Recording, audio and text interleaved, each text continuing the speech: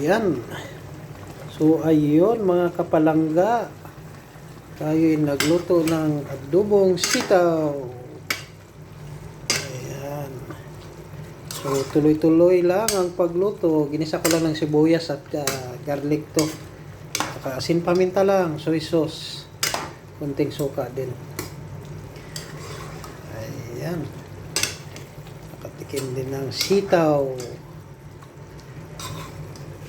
Mausok. So ayun, kung nagustuhan niyo yung mga reels video ko, pa-support naman. Talagang humina na yung mga nag-views sa akin.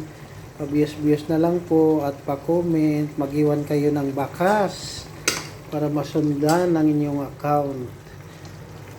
Sa mga kaibigan natin dyan sa pag-reels na laging sumusuporta, maraming salamat po talaga sa inyo. Ay, talaga kung wala kayo wala akong mapabasa ang mga komento. Hayaan niyo po at ako'y bibisita rin sa inyong mga account. Basta mag-iwan lang kayo ng bakas habang nanonood kayo ng mga reels video ko. Pakap-akap na rin po sa madaanan ng live na to o ng video na to. Ayan, luto na sitaw. Maraming sahog kaysa sitaw. Sarap.